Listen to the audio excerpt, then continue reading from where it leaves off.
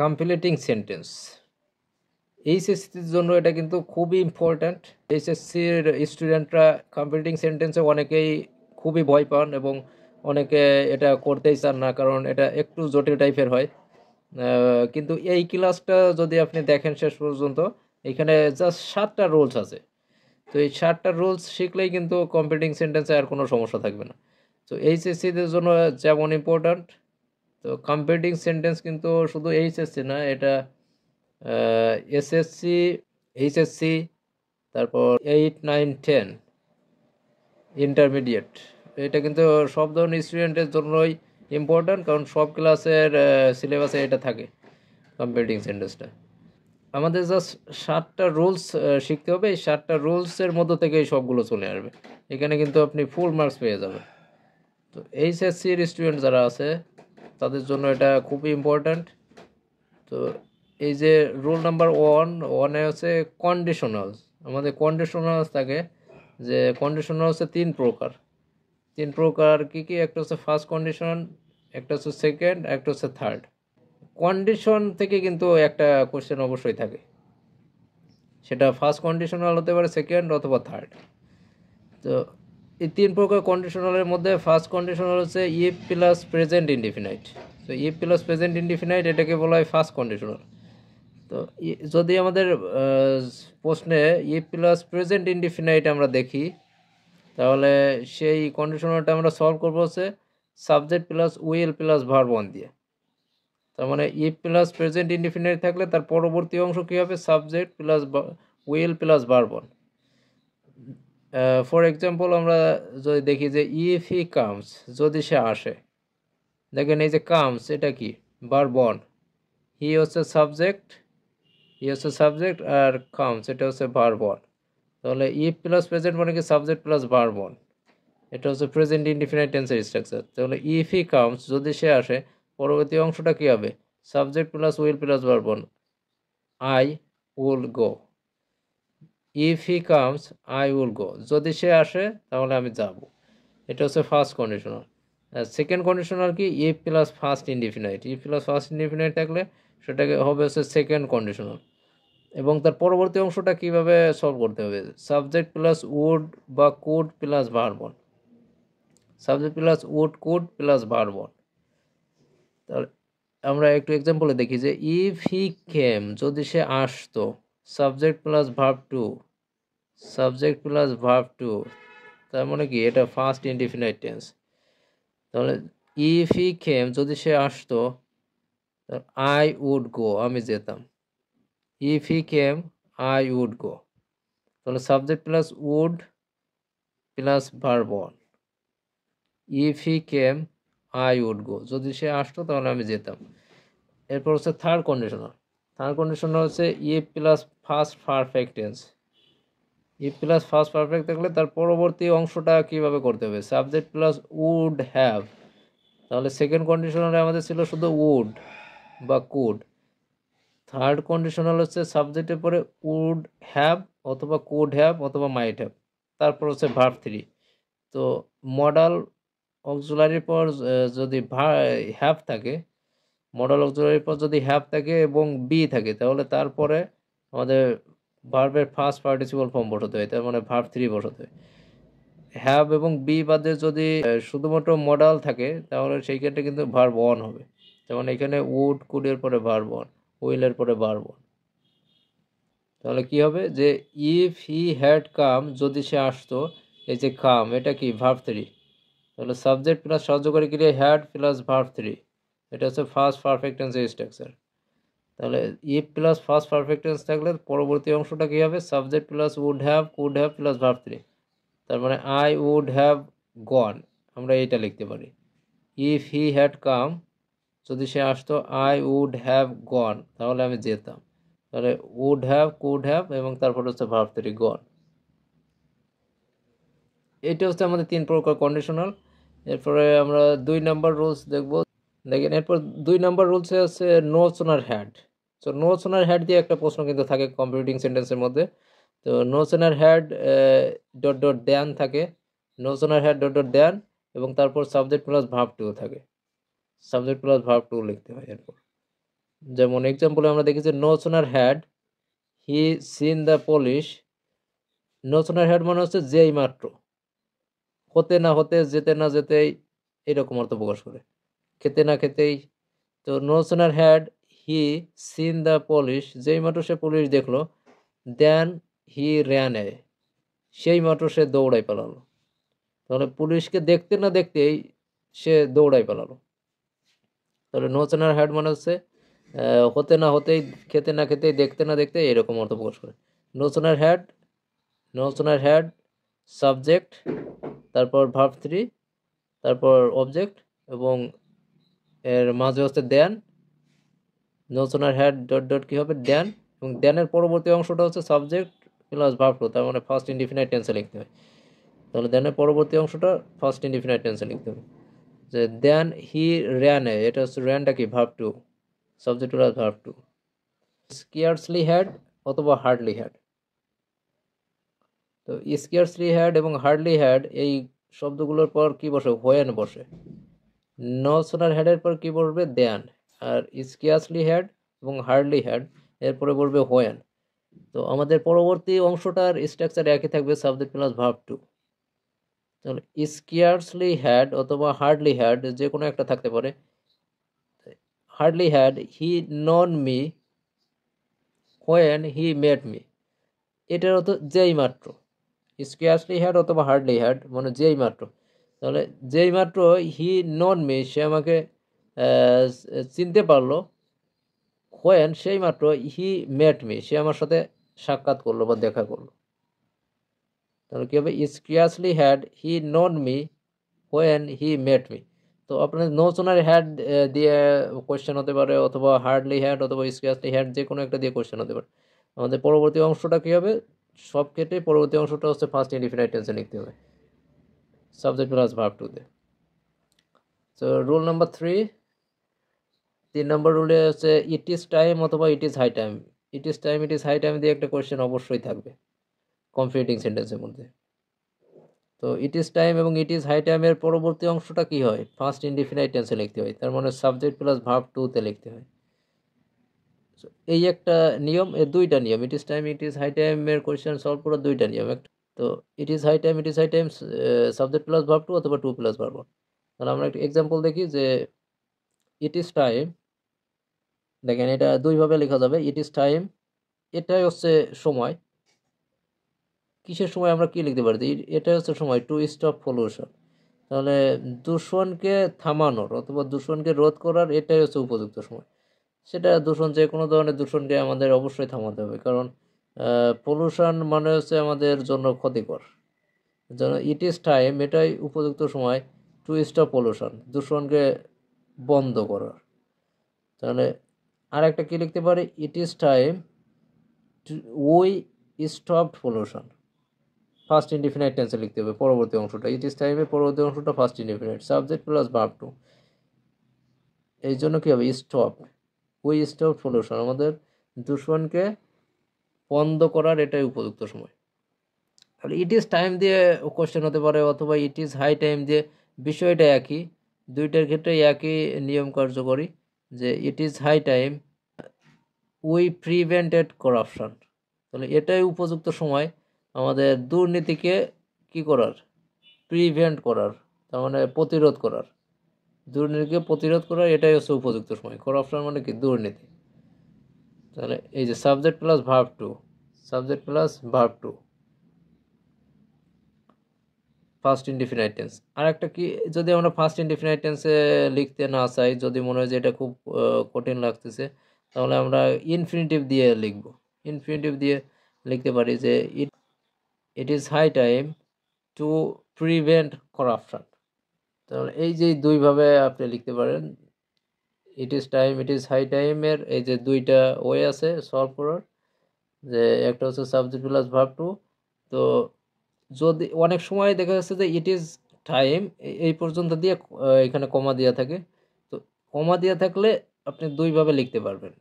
কিন্তু যদি এইখানে কমা না দিয়ে ইট ইজ টাইম অথবা ইট ইজ হাই টাইমের পরে একটা সাবজেক্ট দিয়ে দেয়, যেমন যদি এইখানে উইটা দিয়ে দিত, এইখানে কমার পূর্বে উইটা দিয়ে দিত, তাহলে অবশ্যই কিন্তু আপনাকে ফার্স্ট ইনডিফিনাইট টেন্সে লিখতে হবে সেই ক্ষেত্রে। তখন কিন্তু আর টু প্লাস ভার্ব ওয়ান এই যে ইনফিনিটিভ ইউজ করা যাবে না। যদি এইখানে একটা সাবজেক্ট দিয়ে দেয়, যে কোনো একটা সাবজেক্ট, আই দিতে পারে, ওই দিতে পারে, তারপরে এখানে হি সি যে কোনো একটা যদি দিয়ে দেয়, তাহলে তখন কিন্তু এই প্রথম স্ট্রাকচারে লিখতে হবে সাবজেক্ট প্লাস ভার্ব টু, তার মানে ফার্স্ট ইনডিফিনাইট টেন্সে করতে হবে এটা।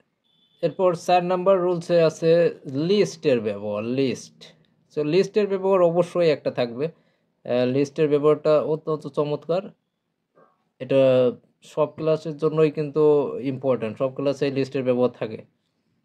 তো রুলস ফর লিস্ট এর পর কি আমাদের স্ট্রাকচারটা কেমন হবে? Subject plus should plus verb one, এই স্ট্রাকচারে আমাদের লিখতে হবে। লিস্টের পর একটা সাবজেক্ট এবং তারপর সাহায্যকারী হিসাবে শুড ব্যবহার করব আমরা। মাইট, উড এইগুলো আমরা পড়বো না, আমরা শুধুমাত্র একটাই মনে রাখবো, শুড ব্যবহার করব। সাবজেক্ট প্লাস শুড, এটা মনে রাখা সহজ। Subject plus should plus verb one, তারপর object. Example, he ran fast, সে দ্রুত দৌড়াইছিল। দেখেন এটা র্যান ভার্ব টু, তাহলে সে দ্রুত দৌড়াইছিল। লিস্ট পাশে বয় হয়, হি শুড মিস দ্য বাস অথবা ট্রেন। তাহলে সে দ্রুত দৌড়াইছিল, পাশে বয় হয়, সে বাসটা মিস করে অথবা ট্রেনটা মিস করে, এই জন্য কি সে দ্রুত দৌড়াইছিল। Lest he should miss the bus or train. Rules number 5, since, as if, as though এর ব্যবহার। সো এই যে অ্যাজ ইফ, সিন্স এবং অ্যাজ দো, এইটার ব্যবহার কিন্তু রাইট ফর্ম অফ ভার্বসের মধ্যেও ব্যাপকভাবে এটার ব্যবহার দেখা যায়। তো রাইট ফর্ম অফ ভার্বসের জন্য যেমন ইম্পর্ট্যান্ট, কম্পিউটিং সেন্টেন্সের জন্য ঠিক একই রকম ইম্পর্ট্যান্ট। দেখেন এই যে সিন্স, অ্যাজ ইফ অথবা অ্যাজ দো, এর আগের অংশটা যদি প্রেজেন্ট ইনডিফিনাইট টেন্সে থাকে, তার মানে সাবজেক্ট প্লাস ভার্ব ওয়ান থাকে, তাহলে তার পরের অংশটা হবে কি? পরের অংশটা হবে ফার্স্ট ইনডিফিনাইট টেন্স, তার মানে সাবজেক্ট প্লাস ভার্ব টুতে লিখতে হবে। যদি আমাদের এই আগের অংশটা দেওয়া থাকে, তাহলে তার পরের অংশটা লিখতে হবে। আগের অংশ প্রেজেন্ট ইনডিফিনাইট দেওয়া আছে আমাদের প্রশ্নে, তাহলে পরের অংশটা লিখতে হবে। যদি পরের অংশটা দেওয়া থাকে প্রশ্নে, যে ফার্স্ট ইনডিফিনাইট টেন্সের স্ট্রাকচারটা দেওয়া আছে, তাহলে তার অ্যান্সারে আমাদের প্রেজেন্ট ইনডিফিনাইট টেন্সের স্ট্রাকচারটা লিখতে হবে।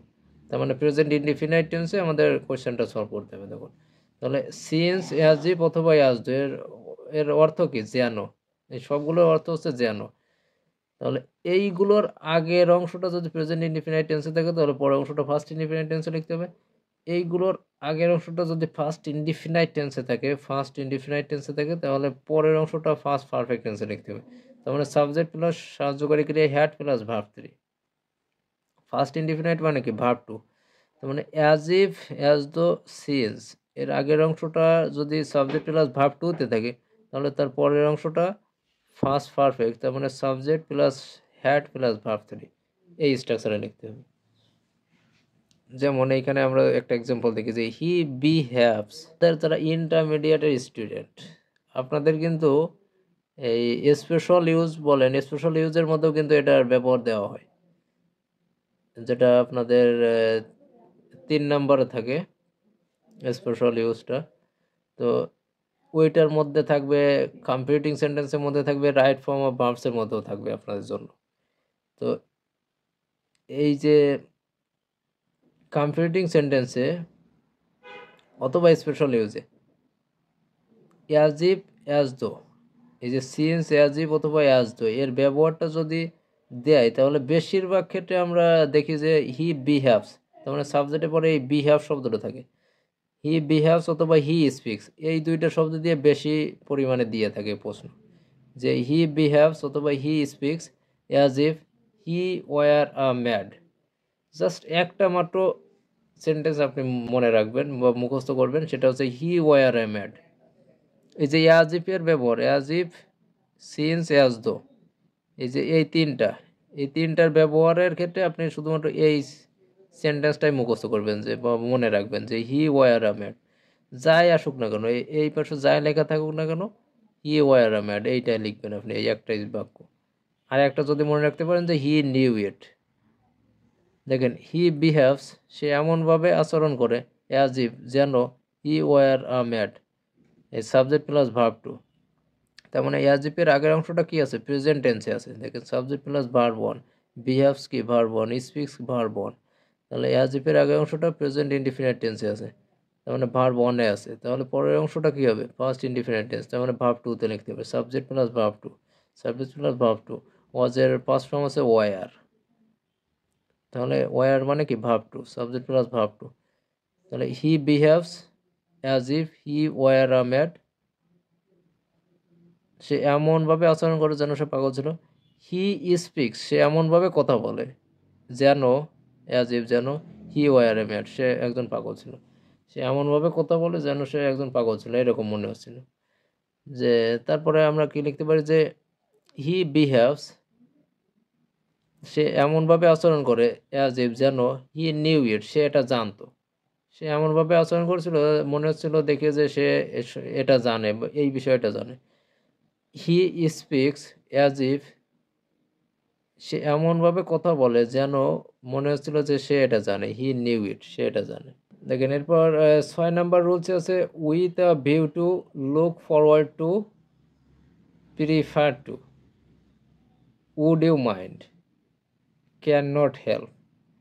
এই শব্দগুলো যদি থাকে, সে কম্পিটিং সেন্টেন্সের ক্ষেত্রে হোক আর রাইট ফর্ম অফ ভার্বসের ক্ষেত্রে হোক, এই শব্দগুলোর পর সব সময়ের জন্য ভার্ব প্লাস আইএনজি বসে। তার মানে এই শব্দগুলোর পর ভার্বের সাথে আইএনজি যোগ হয়, ভার্বের সাথে আইএনজি যোগ হবে।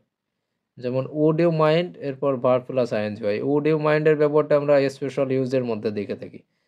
গ্যাপের পরবর্তী অংশে, গ্যাপের পরে ভার্বের সাথে আইএনজি আছে, তাহলে ওই শূন্য স্থানে আমাদের উড ইউ মাইন্ড ব্যবহার করতে হবে স্পেশাল ইউজের ক্ষেত্রে এটা। তো কম্পিউটিং সেন্টেন্সের ক্ষেত্রে উড ইউ মাইন্ডটা দেওয়া থাকবে, আপনার এর পরবর্তী অংশটা তার মানে ভার্ব প্লাস আইএনজি এটা লিখতে হবে। হি স্টাডিড হার্ড, সে কঠোর পরিশ্রম করেছিল। উইথ আ ভিউ টু, কি with a view to, with a view টুর পর কি ভার্ব প্লাস আইএনজি ইউজ করতে হবে। তাহলে হি স্টাডিড হার্ড, সে কঠোর পরিশ্রম করেছিল। উইথ এ ভিউ টু, কিসের জন্য কঠোর পরিশ্রম করেছিল? গেটিং এ প্লাস, এই যে গেট শব্দটার সাথে আইএনজি যোগ করা হয়েছে, verb plus ING. With a view টুর পর কী হবে? ভার্ব প্লাস আইএনজি, গেট থেকে গেটিং, গেটিং এ প্লাস, সে এ প্লাস পাওয়ার জন্য, উইথ এ ভিউ টু মানে জন্য, সে কঠোর পরিশ্রম করেছিল। হি ওপেন্ড আ ব্যাংক, সে একটা ব্যাংক ওপেন করলো। With a view to, with a view two কিসের জন্য একটা ব্যাংক ওপেন করলো? আর্নিং মানি, টাকা উপার্জন করার জন্য। সে প্রচুর পরিমাণ টাকা উপার্জন করার জন্য, উইথ এ ভিউ টু জন্য, হি ওপেন্ড আ ব্যাংক, সে একটা ব্যাংক ওপেন করেছিল, খুলেছিল।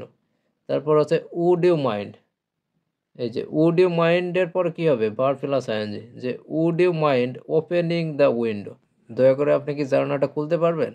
যে would you mind taking a cup of tea, দয়া করে আপনি কি এক কাপ চা খাবেন বা চা নেবেন? যে would you mind opening the window অথবা would you mind taking a cup of tea, তার মানে ভার্বের সাথে আইএনজি যোগ হবে, ওপেন থেকে ওপেনিং, ওপেনের সাথে আইএনজি যোগ।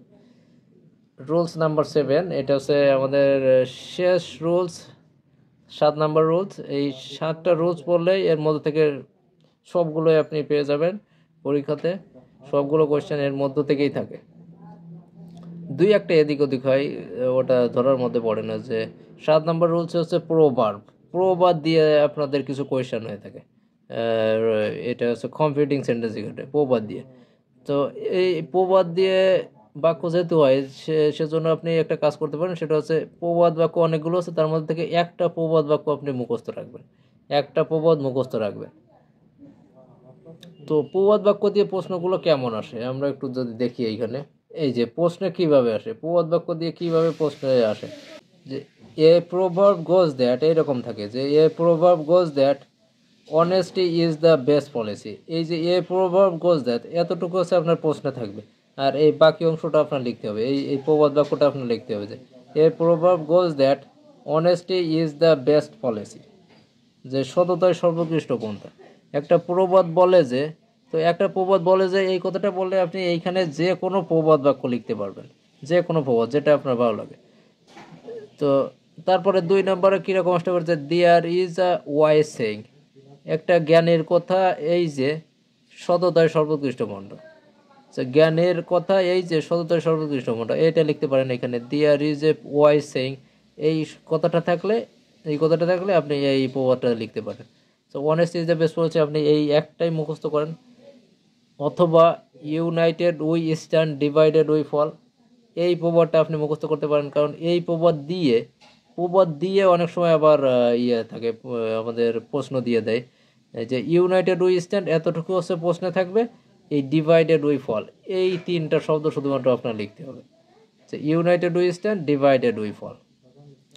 যার কারণে এইটা আমি আপনাদের মুখস্থ করার জন্য বা মনে রাখার জন্য রেকমেন্ড করব, সুপারিশ করব, যে এইটা মনে রাখলে আপনি কিন্তু দুই দিক থেকে বেনিফিট পাচ্ছেন। But honesty is the best policy, এটা মনে রাখলে আপনি এক দিক থেকে শুধুমাত্র বেনিফিট পাবেন। যখন এ প্রভাব গোজ দ্যাট বা there is a wise saying এইরকম কোয়েশ্চেনটা আসবে, তখন এটার জন্য ইম্পর্টেন্ট, বা তখন এটা আপনি ইউজ করতে পারবেন। তারপরে কীরকম হতে পারে, ইট ইজ সেইড দ্যাট, এটা বলা হয় যে, ইট ইজ সেইড দ্যাট বললে আপনি এইটা লিখতে পারেন, এইটা লিখতে পারেন, যে কোনো একটা লিখতে পারেন। এটা বলা হয় যে united we stand, divided we fall, যে একতাই বল। ইউনাইটেড উই স্ট্যান্ড মানে কি, একতাই বল, ডিভাইডেড উই ফল। তাহলে it goes without saying that, it goes without saying that, এইরকম লেখা থাকে অনেক সময় প্রশ্নে। তো তখন আপনি একইভাবে লিখতে পারবেন যে united we stand, divided we fall, honesty is the best policy, যে কোনো একটা। তো এই যদি দুইটা মনে রাখতে পারেন তাহলে খুবই ভালো হয়। তবে ইউনাইটেড উই স্ট্যান্ড এটা অবশ্যই মনে রাখতে হবে, যেহেতু এইটা দিয়ে প্রশ্ন হয়ে থাকে। তো ক্লাসটা এই পর্যন্ত, এই যে 7টা রুলস জাস্ট আপনি একটু মনে রাখেন, এইখান থেকেই সবগুলো কোয়েশ্চেন চলে আসবে। আপনি যতই দুর্বল স্টুডেন্ট হয়ে থাকুন না কেন, এই 7টা রুলস মনে রাখলে কিন্তু কম্পিউটিং সেন্টেন্সে আর কোনো সমস্যা থাকবে না। আমার রাইট ফর্ম অফ ভার্বসের মধ্যে এগুলো থাকবে, এই 7টা রুলস থাকে রাইট ফর্ম অফ ভার্বসের মধ্যে। সো একসাথে 2টা কাজ হয়ে যাবে। তো ক্লাসটা এই পর্যন্ত। ক্লাসটা ভালো লাগলে অবশ্যই লাইক করবেন এবং ফ্রেন্ডদের মাঝে শেয়ার করবেন।